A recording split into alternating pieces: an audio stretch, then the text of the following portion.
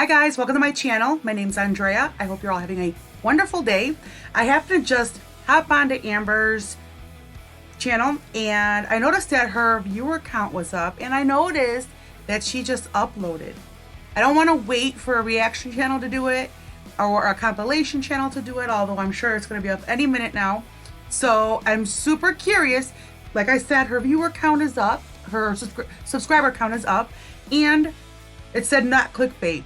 She wanted to talk about something serious or some other bullshit like that, so obviously it piqued my interest. So I'm going to go reluctantly right into her channel, give her the view. I'm on coffee,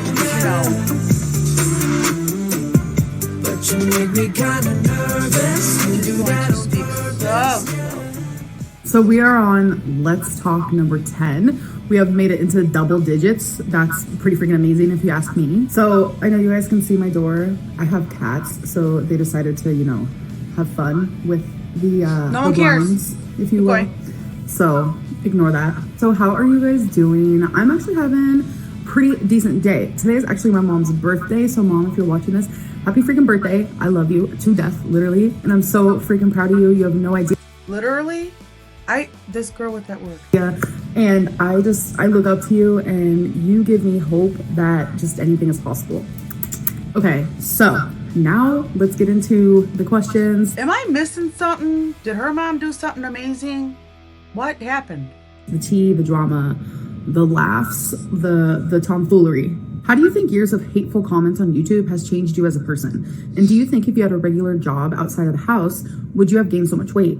Let me start by saying I don't believe any of these questions are going to be real. I never have. She cherry picks them if they are real, or she edits them to fit her narrative. Just my opinion. Basically, do you think YouTube is good for your mental and physical health? Fuck no. So I'm going to start with the beginning of the question about the hateful comments and how has that changed me as a person. This might not make a lot of sense, but it's made me stronger.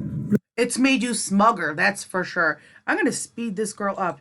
Even at 1.5 or 1.25, she still talks so slow. It's also made me weaker. Like, I used to hate the quote, what doesn't kill you makes you stronger, but it's true. The comments, the hate, the bullying, the harassment, it has happened so often. If it was that bad, you'd be off of you'd be off of this. So blah, blah, blah. I don't buy this bullshit. So frequent. It's a literal 24/7 thing. Like, I can't go on any social media 24/7? Literal? without seeing something really bad about myself. So it's made me strong. Let me just start. Okay, it's really hard for me to not pick with this girl because I've watched her for a long time. And so, like, 90% of the shit that comes out of her mouth is a lie, or she's just trying to make herself a victim. If it was that bad, you would get off of it. Get off of it. There's nobody holding a gun to your head to keep you on social media. You don't have to have an Instagram. You don't have to have a YouTube. You don't have to have a Facebook, a Twitter. You don't have to have any of that. I swear to God, you don't. You won't die without it. I promise you. Stronger and weaker in that sense, because it's like, wow, okay, so am I really like this horrible, disgusting person that these people think I am? So then I start to believe it the more I see it, which makes me weaker. Start believing it so you could change to be better. You're a jerk. Which makes me dislike myself more. I begin to start. Watch the live streams you did when you and Becky broke up. Oh God, I'm very passionate about this because she's really irritating my soul right now. You are such a jag to Becky, and I'm not a fan of Becky. I think that she's also an opportunist. I think that she is a lazy person, but you are a jag to her. Hating myself because I'm seeing these things and I'm starting to believe these things. But then there's like a whole other boss ass bitch attitude where I become numb to. You're not. You feel like you're a boss ass bitch because you only see one person. One. That's Jade. That's all. So when you're only in contact with one person physically, well, yeah, she's constantly blowing sunshine up your ass. I honestly don't know how much more of this shit I can listen to, but and another thing is that you get all these babies that sit there and tell you, oh, you're so beautiful, oh, you're so this, and oh, you're that. Well, they don't know how you used to be. They haven't seen you in your true form. These are new people, obviously, because your subscriber count went up. So just my opinion. To it where I'm just like, oh, this again. Like, it makes me stronger because it's happening so consistently. It's like giving me tougher skin, if you will. I don't know. It's like, it's weird. I've never been this hated in my whole. I mean, I can see that because you have to have tough skin to have social media. Definitely. Entire life. Like, people in my real life do not hate me like this. So to be hated. We can't dispute that. No one's in your life. by thousands or disliked by thousands or to let thousands down. It does put a lot of pressure on me. And I don't think that YouTube is exceptional for my health. But honestly, I feel like any job that I would have would give me some sort of stress. So I like to think of it as, okay, this is just a stressful part of my job. I try not to let it get me down as much as I know it could if I would just like submerge myself into that. So I try my hardest to kind of separate reality with YouTube a little bit. I don't know, it gets kind of messy. Second part of your question, do I think I would have gained so much weight if I had a regular job? Honestly, if we're being like completely realistic, I feel like if I had like a regular job where I had to leave the house, I don't think I would have had such a huge opportunity to reach almost 600 pounds. I'm not going to blame YouTube. I'm just going to blame Holy shit, it's the first time I've actually heard her be real. the fact that I haven't really had routine in my life for years. It's almost like I haven't really had a purpose, if you will. That kind of goes deeper and more personal than just like, oh, I don't have a regular, 9-to-5 job. It goes more into it. But I do feel like not having that job and that reason and that purpose to leave the house every single day probably played a big role in my weight gain. Serious question. As you said, the cycle doesn't No shit. exist any longer. Do you really feel you are still in phase 1? So if we're going based off of the phase chart, the cycle chart, the chart that Hater Nation created, it does look like I'm going through the cycle. It does look like I am kind of in the mixture of like I'm gonna be honest, I don't give a shit about the cycle. I think she's a jerk. Cycle or no cycle. I have said it before. If she does not go and speak to a therapist to teach her how to, I don't know, be better, do better, act like an actual fucking adult. Fuck the cycle. Who cares about what she weighs? I don't phase 2 moment, maybe a phase 3. teach you to stop using moment and literally incorrectly. So I wouldn't say that I'm in phase 1. Jokes aside though, I hate this whole cycle phase situation because you guys, it almost is like I'm being mocked for my mental illness, which is frustrating because it's also Oh, shut the fuck up about the mental illness. If you're not gonna go get help, shut up. like, wow, I'm also being mocked because of my eating disorder, which has been happening a lot lately. And it's so weird that like when you come to my channel, it's totally fine. It's like a place for people to bash me, bash mental illnesses, bash eating disorders, You are a jerk. fat shame. Like it's Well, you can't keep year after year after year. I mean, you can't keep complaining. But it's like me bitching and moaning about a toothache that I have. Oh my God, I've had a toothache for so long. Well, Andrea, there are dentists where you live, right? Oh yeah, there are. But no, I don't need a dentist. I'm just gonna bitch and moan about it for 10 straight years, okay? Well, at some point, someone's just gonna tell me to shut the fuck up. become accepted in my comment section, but if it was to happen anywhere else on YouTube, it wouldn't be okay. So every time people talk about this whole cycle and phase thing, I truly feel Okay, I don't know. I really don't know how much. 5 minutes into it, I don't think I can get through the 30 minutes. She is so fucking irritating. like I'm being slapped in the face and like I'm being mocked. Next question. Oh, you poor thing. Have you considered going to rehab center for eating disorders to help with the weight loss? You claim that's what it's a disorder. Ain't shit else you're doing with your life. What the fuck do you have to do? Nothing. Go.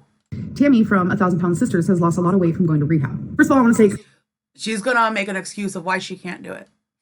congratulations to Tammy because she did lose 100 pounds in 30 I am proud of her. days. That's amazing. She did that while being at a rehab facility. A lot of people have been comparing us saying, if Tammy could do it, you could do it. And I'm just like, I'm not in a rehab center. So there's a big difference. And this is like no tea, no shade, but she So go. is a little bit bigger than me. The more bigger you are, the faster you can lose weight. Could I lose 100 pounds in 30 days? Probably if I starve myself. Like, yeah. But I hate when people like sit there, they get so mad at me for comparing myself to other YouTubers, but like y'all compare me to other fat people like all the time. Not every single fat person is created the same. We are all completely different people. But I will say that watching 1,000 Pound Sisters, Tammy's story really truly hits me in the feels. I cried. The episode where she got put into a coma, like I literally cried. I was feeling so Did you? She literally cried. emotional and I want nothing but the best for Tammy, and by the looks of it, rehab is working very well for her. You didn't really answer the question.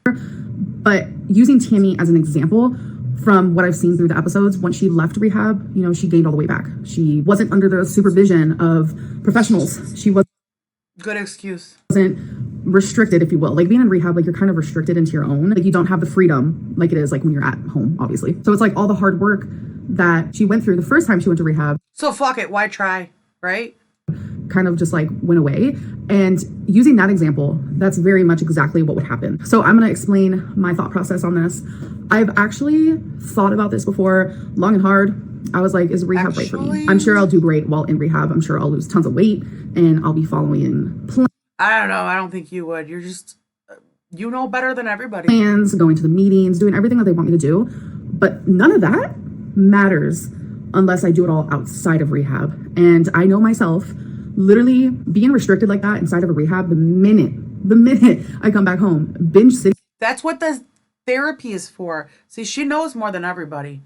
Oh my God. Oh my God. is about to happen. So no, rehabs, it's not going to help me. What does support mean to you when you talk about your girlfriend? Without actually demanding me, because she doesn't demand me. She urges me more than literally anybody I've ever had in my whole entire life to exercise, to move more, I will be doing a literally count to eat better, to eat less, to when I edit. count my calories or count my points. She wants me to find a plan and just stick to it. Same person said, I'm going through weight loss myself. And my partner would never let me have takeout on consecutive days. See, this is where people are confused. She urges me not to do those things, but just because she is supporting me in the process of my weight loss journey, and obviously she doesn't want me to binge, she also doesn't have handcuffs to like handcuff me to the couch so I won't put food in my mouth. She's not tying me up to chairs so I don't open the Uber app. Like, she can't stop me from doing something that I want to do or that I have the urge to do. She congratulates me when I lose weight. Like, she actually is thrilled for me when I'm like, okay, I want to walk to the mailbox 6 times.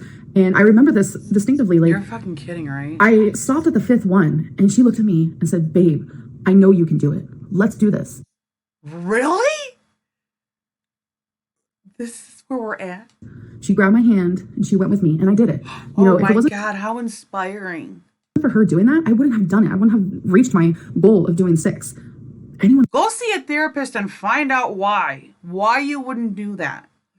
You have legs the size of tree trunks, but you wouldn't go do that for yourself. else would have just been like, oh, I totally get it. Like, you're totally tired. Let's go back inside. And then when I fail, she does the tough love thing sometimes. And sometimes I have to tell her I can't do tough love. But like when I gain weight or I say I'm gonna exercise and I don't do it, she's very patient with me. She's understanding in my struggles.